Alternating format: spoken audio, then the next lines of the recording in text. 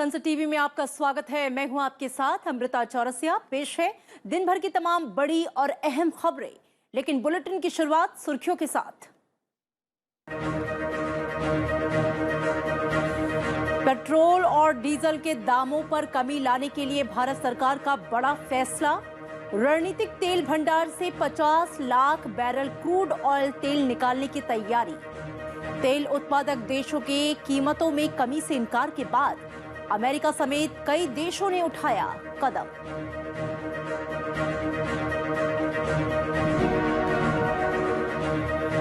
चार साल बाद भारत अमेरिका व्यापार नीति मंच की दिल्ली में बैठक। दोनों देशों के बीच द्विपक्षीय व्यापार को प्रभावित करने वाले मुद्दों पर होगी चर्चा। आर्थिक संबंधों को और ऊंचाई पर ले जाने पर सहमत हुए भारत और अमेरिका।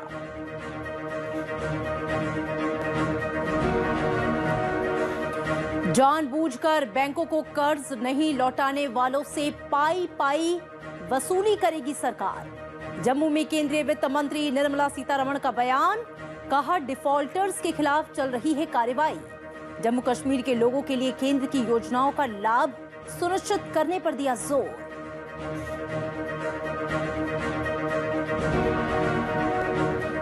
पर्यटन को बढ़ावा देने के लिए रेल मंत्रालय चलाएगा करीब 190 थीम बेस्ड भारत गौरव ट्रेन। रेल मंत्री अश्विनी वैष्णव ने कहा, निजी क्षेत्र और IRCTC की भागीदारी से ट्रेनों का संचालन। टूर संचालक और रेलवे मिलकर तय करेंगे किराया।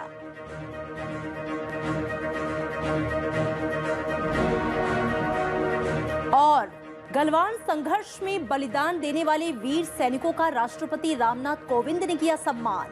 लद्दाख सीमा में बलिदान देने वाले कर्नल संतोष बाबू को मरणोपरांत महावीर चक्र, नायब सूबेदार नुदुराम सोरेन, नायक दीपक सिंह और सिपाही गुरतेज सिंह भी मरणोपरांत वीर चक्र से सम्मानित।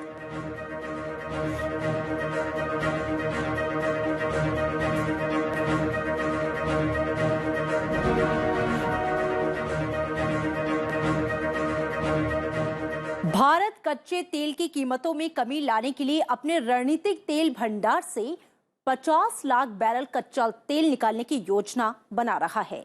भारत सरकार दूसरी बड़ी अर्थव्यवस्थाओं के साथ तालमेल बनाकर कच्चा तेल बाजार में लाने की योजना पर काम कर रही है। भारत ने तेल उत्पादक देशों की तरफ से कीमतों में कमी लाने के लिए उत्पादन बढ़ाने से इनकार करने के बाद ये कदम उठाया है।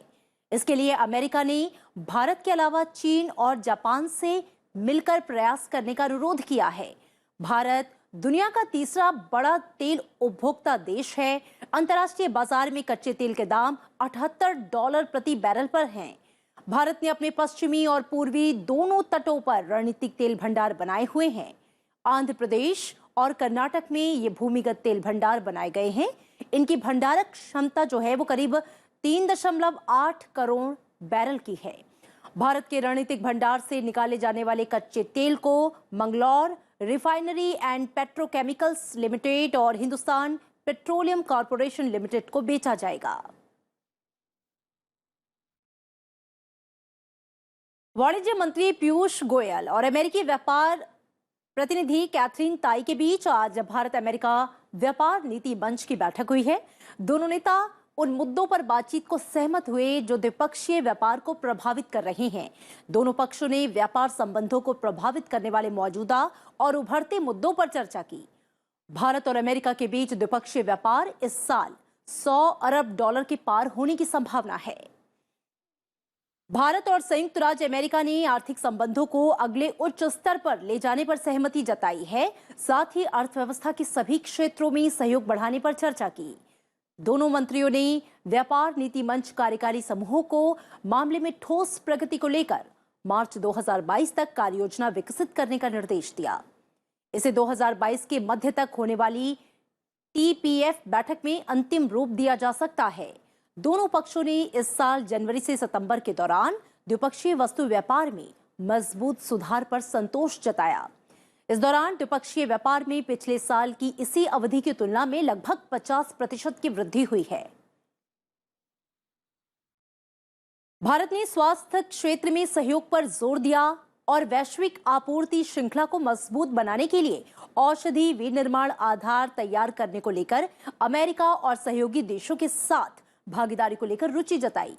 दोनों नेताओं ने साइबर क्षेत्र, semiconductor, artificial intelligence, 5G, 6G और भविष्य की दूरसंचार प्रौद्योगिकी समेत महत्वपूर्ण क्षेत्रों में मजबूत जुड़ाव को लेकर दोनों देशों में निजी क्षेत्रों की भागीदारी और गठजोड़ पर चर्चा की। इससे पहले TPF की बैठक 2017 में हुई थी।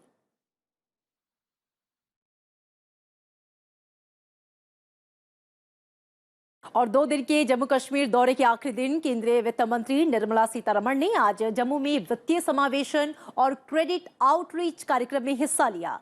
इस मौके पर उन्होंने बैंकों, नाबार्ड और सिडबी की कुछ परियोजनाओं और योजनाओं का शुभारंभ किया। साथ ही केंद्रीय वित्त मंत्री ने विभिन्न बैंकों की ओर से वित्त पोषित योजनाओं के लाभार्थियों को स्वीकृति पत्र और चेक वितरित किए।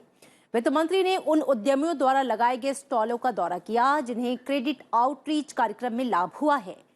निर्मला सीतारमण ने कहा कि केंद्र सरकार जम्मू कश्मीर प्रशासन के साथ मिलकर काम कर रही है, जिससे ये सुनिश्चित हो सके कि प्रधानमंत्री विकास पैकेज और केंद्र प्रायोजित हर योजना का लाभ केंद्र शासित प्रदेश के लाभार्थियों को मिले।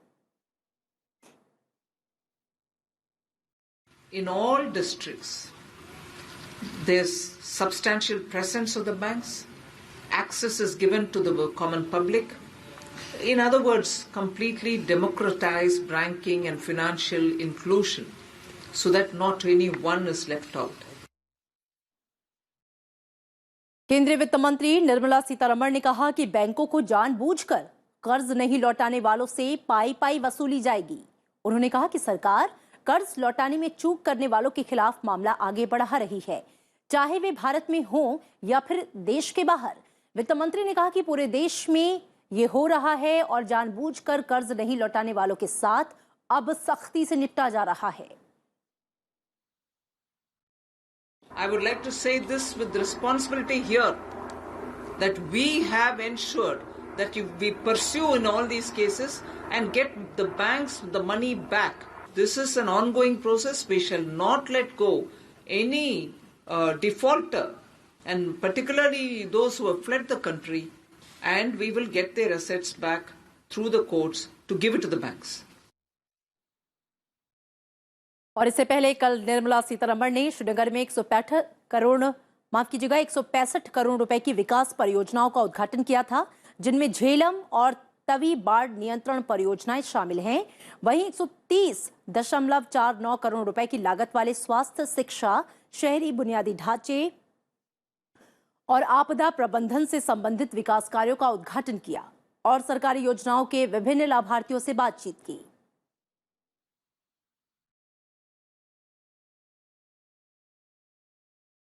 पर्यटन को बढ़ावा देने के लिए रेल मंत्रालय ने करीब 190 थीम बेस्ड भारत गौरव ट्रेन चलाने का ऐलान किया है। निजी क्षेत्र और IRCTC की भागीदारी से इस ट्रेनों का संचालन किया जाएगा। आज रेल मंत्री अश्विनी वैष्णव ने कहा कि यात्री माल ढुलाई खंड के बाद रेलवे पर्यटन के लिए ट्रेनों का तीसरा खंड भारत गौरव ट्रेन शुरू करने जा रहा है, जिसमें लगभग 190 ट्रेन आवंटित की गई हैं। भारत गौरव ट्रेन भारत की संस्कृति, विरासत को प्रदर्शित करने वाली थीम पर आधारित होगी, जो निजी क्षेत्र और IRCTC के जरिए संचालित की जाएगी। इसका किराया टूर ऑपरेटर के जरिए तय किया जाएगा। रेल मंत्री के मुताबिक अभी तक इस तरह के इनिशिएटिव का अच्छा रिस्पॉन्स मिला है।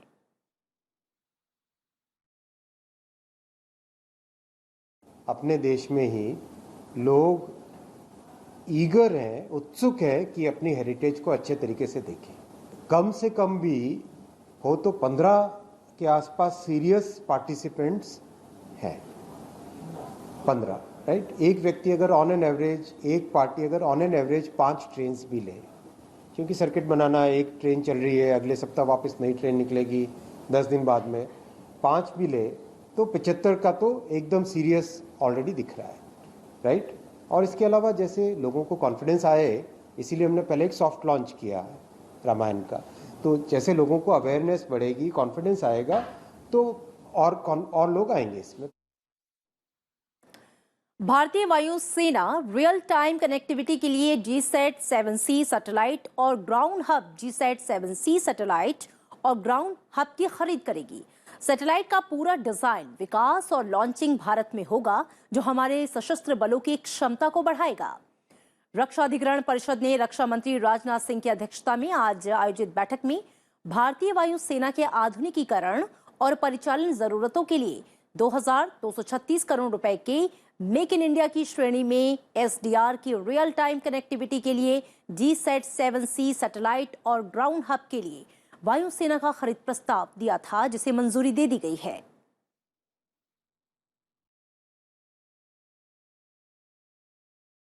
और देश के 75वें स्वाधीनता दिवस समारोह के उपलक्ष्य में आजादी का अमृत महोत्सव के तहत सरकार अनेक कार्यक्रमों का आयोजन कर रही है। और इसी कड़ी में 26 नवंबर को संविधान दिवस के मौके पर संसद के केंद्रीय कक्ष में कार्यक्रम का आयोजन होगा।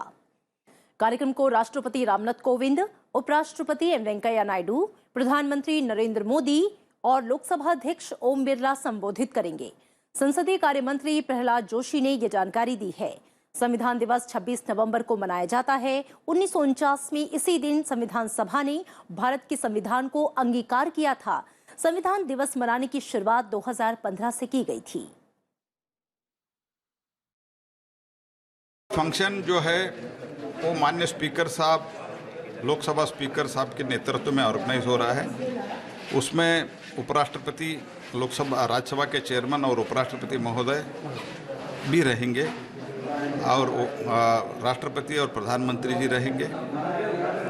और उस दिन आज़ादी के अमृत महोत्सव पर ये शुभ अवसर पर हमारा संविधान दिवस पर कार्यक्रम होगा। संसदीय कार्य मंत्री ने बताया कि राष्ट्रपति संबोधन के बाद संविधान की प्रस्तावना का पाठ करेंगे। इस दौरान सभी मंत्रालय, विभाग, राज्य सरकारें, शिक्षण संस्थान और नागरिक ऑनलाइन माध्यमों से राष्ट्रपति के साथ प्रस्तावना का पाठ कर सकेंगे।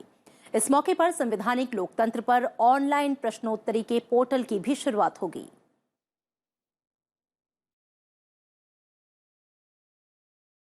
एज ए लीड मिनिस्ट्री हमने दो काम कर रहे हैं। एक तो प्रियम्बल रीडिंग का एक कार्यक्रम, जब राष्ट्रपति अपने भाषण संपन्न होने के बाद भारत के संविधान के प्रियम्बल वो पढ़ेंगे।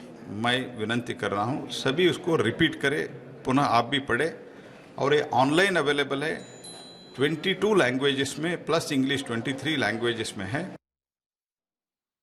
जान की बाजी लगाकर देश की रक्षा करने वाले भारतीय सेना के नायकों को राष्ट्रपति रामनाथ कोविंद ने वीरता पुरस्कार से सम्मानित किया। राष्ट्रपति भवन में आयोजित रक्षा अलंकरण समारोह में प्रधानमंत्री नरेंद्र मोदी, रक्षा मंत्री राजनाथ सिंह समेत कई वरिष्ठ नेता और सैनिकों के परिवारों की मौजूदगी रही। इस दौरान माहमहीन ने देश के नायकों को सम्मानित किया।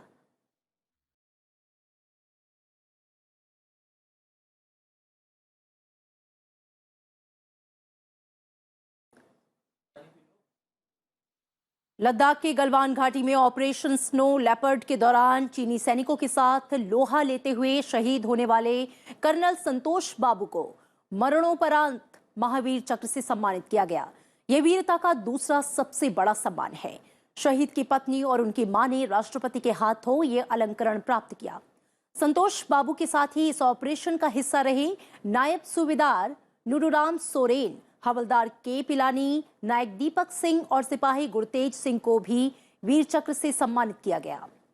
भारतीय सेना की पंजाब रेजिमेंट के सिपाही ब्रजेश कुमार को साल 2018 में जम्मू कश्मीर में एक ऑपरेशन के दौरान A++ श्रेणी के आतंकवादी को मौत के घाट उतारने के लिए मरणोपरांत शौर्य चक्र प्रदान किया गया। राष्ट्रपति ने इनके अलावा भारतीय वायुसेना प्रमुख air chief marshal Vivek R Chaudhari और नौसेना प्रमुख vice admiral R Hari Kumar को परम विशिष्ट सेवा मेडल से सम्मानित किया। वहीं सैन्य सचिव लेफ्टिनेंट जनरल राजीव सिरोही ने उत्तम युद्ध सेवा मेडल हासिल किया।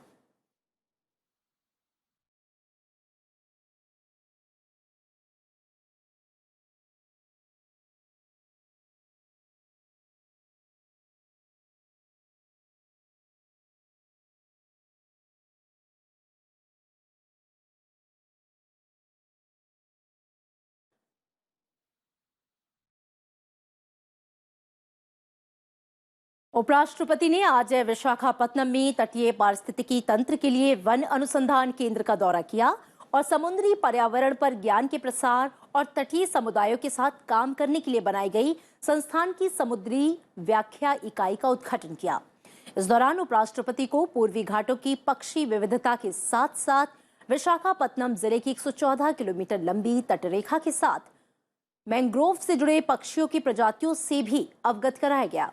लोगों से पर्यावरण के प्रति जागरूक बनने और जलवायु परिवर्तन के समय में स्थायी जीवन शैली अपनाने का आह्वान करते हुए उपराष्ट्रपति ने कहा कि अब समय आ गया है कि हम अपने ग्रह के स्वास्थ्य में वांछित बदलाव लाने के लिए संशोधन करें। उपराष्ट्रपति ने तटीय समुदायों के लाभ के लिए यहां किए जा रहे कार्यों के लिए केंद्र सरकार की सराहना की।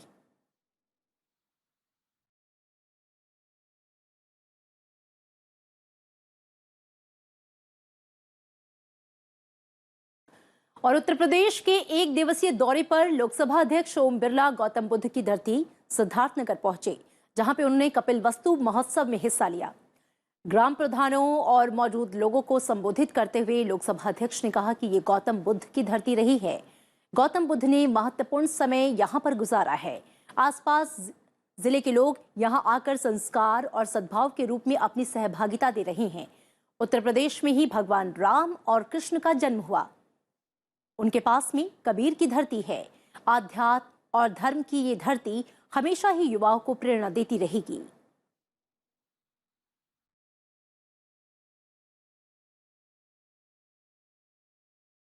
कई बड़े देशों की आबादी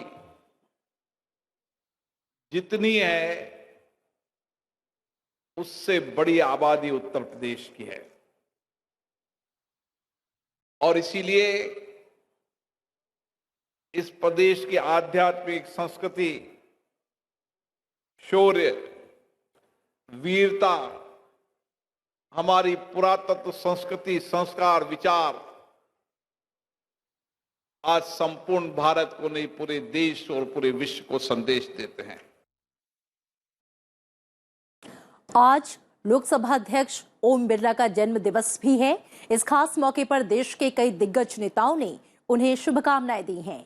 प्रधानमंत्री नरेंद्र मोदी ने उन्हें जन्मदिन की शुभकामनाएं देते हुए कहा कि संसदीय प्रक्रियाओं के बारे में उनके विशद ज्ञान और सदन की कार्यवाही के कुशल संचालन के लिए सभी उनका सम्मान करते हैं। उनके दीर्घायु होने की मैं कामना करता हूं।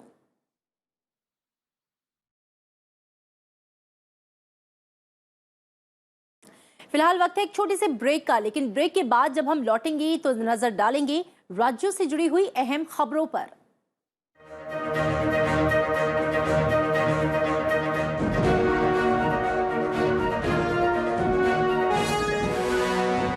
राजनीति की बात हो या हो अर्थनीति का विश्लेषण, विदेश नीति की चर्चा हो या समाज के जज्बात पर हो बात, हर भारतीय को जोड़कर देते हैं आवाज देश की।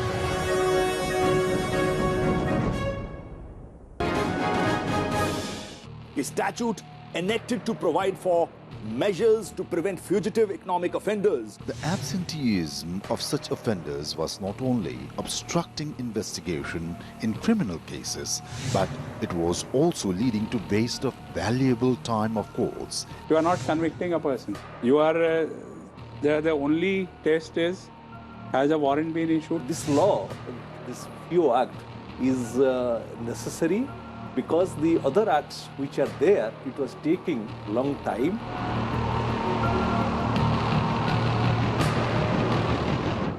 संसदीय समितियां भारतीय लोकतंत्र का आधार, पक्ष विपक्ष सभी हैं इसके हिस्सेदार, सरकार को बनाती जवाबदेह। Committee report, parliament at work. No force can stop the change whose time has come. An emerging global power in a fast-changing geopolitical environment. With a goal to modernize, to showcase our defenders who are always battle-ready.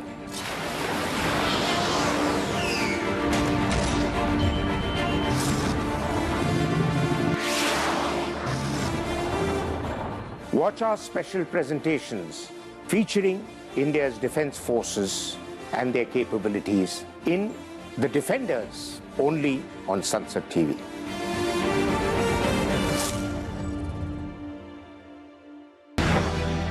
सटीक लक्ष्य, अटूट हौसले, निस्वार्थ कर्म, जनहित सर्वोपरि, नायक नए भारत के, कहानियां बदलाव की।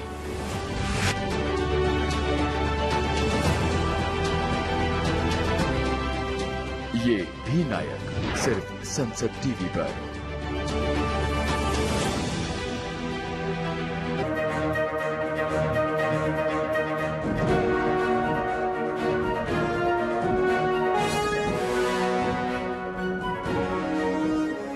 ब्रेक के बाद स्वागत है आपका। आप देख रहे हैं आज की खबर और अब नजर राज्यों की खबरों पर।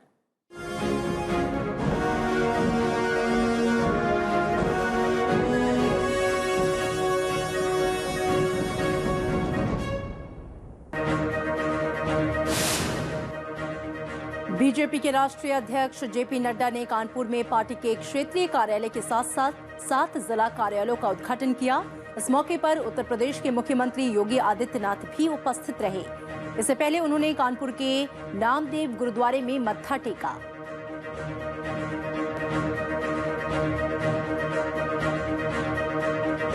केंद्रीय मंत्री डॉक्टर जितेंद्र सिंह ने इसरो के 5 दिवसीय प्रौद्योगिकी सम्मेलन 2021 का उद्घाटन किया। उन्होंने कहा कि पहली बार इस क्षेत्र को निजी भागीदारी के लिए खोला गया है, जिससे देश के सबसे गरीब तबके तक अंतरिक्ष कार्यक्रमों का लाभ पहुंचेगा।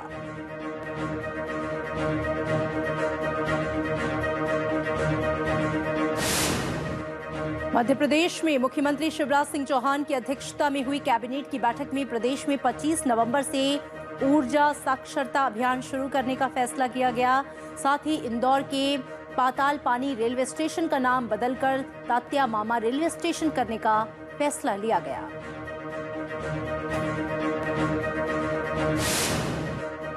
उत्तराखंड के मुख्यमंत्री पुष्कर सिंह धामी ने देहरादून में राज्य स्तरीय बैंकर्स समिति की समीक्षा बैठक की अध्यक्षता की। इसमें उन्होंने बैंकिंग सिस्टम को सरल बनाने पर जोर दिया।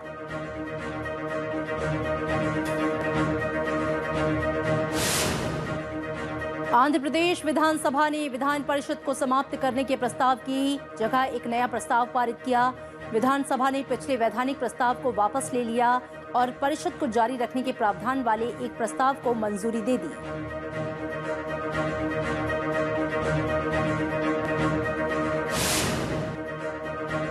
राष्ट्रीय जनता दल के प्रमुख लालू प्रसाद यादव आज बांका कोषागार से जुड़े एक मामले में पटना स्थित सीबीआई की अदालत में पेश हुए।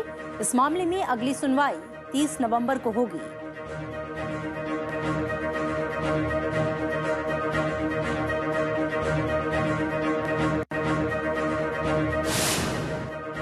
मालदीव की रक्षा मंत्री मारिया अहमद दीदी 6 दिन की भारत यात्रा पर कोच्चि पहुंची। वो केरल के कोच्चि और कन्नूर का दौरा करेंगी। साथ ही भारतीय नौसेना एकेडमी में पासिंग आउट परेड की समीक्षा करेंगी।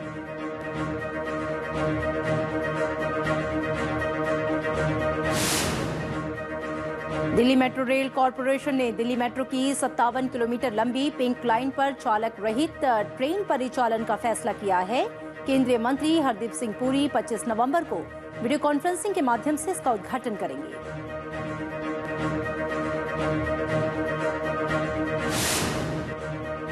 केंद्र सरकार की ओर से भेजी गई 2 टीमों ने तमिलनाडु में हाल में हुई बारिश और बाढ़ से हुए नुकसान का आकलन करने के लिए कई क्षेत्रों का निरीक्षण किया। इस दलों में कुल 7 अधिकारी शामिल हैं। टीम जल्द ही इस बारे में केंद्र सरकार को रिपोर्ट सौंपेगी।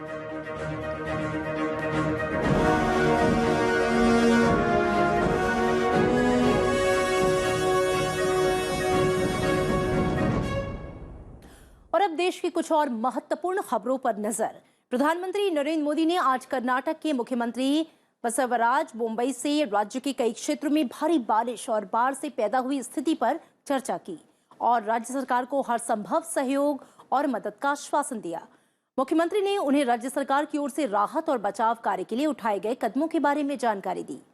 प्रधानमंत्री ने इस दौरान बारिश और बाढ़ से हुई जानमाल की क्षति और फसलों को हुए नुकसान पर गहरी चिंता जताई और मदद का आश्वासन दिया। कर्नाटक में नवंबर में 271% से अधिक औसत बारिश हुई है। अब तक 24 लोगों की जान जा चुकी है। बारिश से 5 लाख हेक्टेयर फसलों को नुकसान पहुंचा है।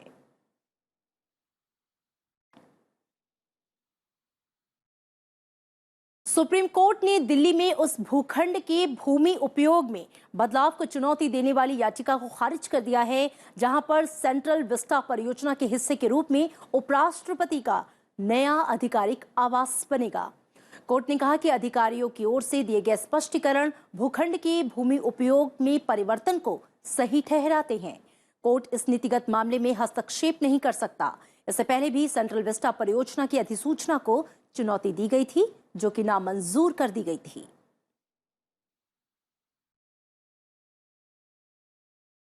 पंजाब दौरे पर गए आम आदमी पार्टी के राष्ट्रीय संयोजक अरविंद केजरीवाल ने अमृतसर में बड़ा दावा किया। उन्होंने कहा कि कांग्रेस के 25 विधायक आम आदमी पार्टी में आना चाहते हैं, लेकिन आम आदमी पार्टी को उनकी जरूरत नहीं है।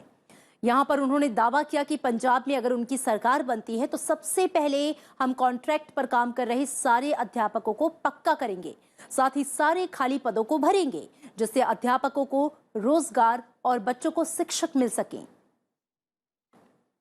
बनने के तुरंत बाद जितने टीचर्स आउटसोर्सिंग पे काम कर रहे हैं और जितने टीचर्स ठेके पे काम कर रहे हैं, उन सब लोगों को पक्का किया जाएगा। कांग्रेस में भी बहुत सारे लोग हमारे संपर्क में हैं, पर हम उनका कचरा लेना नहीं चाहते हैं। कांग्रेस और जेडीयू के 3 नेताओं के तृणमूल कांग्रेस ज्वाइन कर लिया है। बिहार की कीर्ति आजाद, पवन वर्मा और हरियाणा के पूर्व कांग्रेसी अशोक तंवर ने आज पश्चिम बंगाल के मुख्यमंत्री के सामने पार्टी का दामन थाम लिया। पूर्व क्रिकेटर कीर्ति आजाद साल 2014 में भी वो बीजेपी के टिकट पर दरभंगा सीट से चुनकर संसद पहुंचे थे।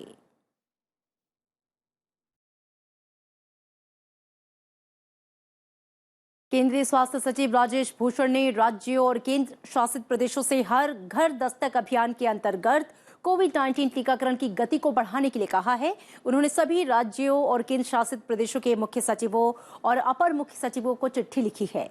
अपने पत्र में राजेश भूषण ने सभी जिला प्रशासनों से कहा है कि वे अभी तक टीके से वंचित लोगों की पहचान करें और उन्हें प्राथमिकता के आधार पर टीका लगवाएं। हर घर दस्तक अभियान की शुरुआत प्रधानमंत्री नरेंद्र मोदी ने 3 नवंबर को की थी। इसका उद्देश्य सभी पात्र वयस्कों का जल्द से जल्द टीकाकरण सुनिश्चित करना है। केंद्रीय स्वास्थ्य सचिव ने कहा कि उन लोगों के लिए कार्यस्थलों पर टीकाकरण करवाएं जिन्हें दूसरा टीका नहीं लगा है। उन्होंने जिला प्रशासनों से कहा कि लोगों को टीकाकरण के लिए प्रेरित करने में स्थानीय लोगों को राजदूत के रूप में नियुक्त करें।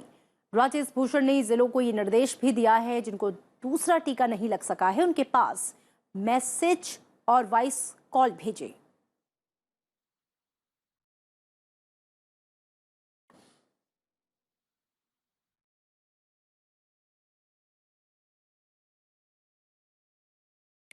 और इन तमाम खबरों के साथ इस बुलेटिन में फिलहाल इतना ही। मुझे दीजिए इजाजत। नमस्कार।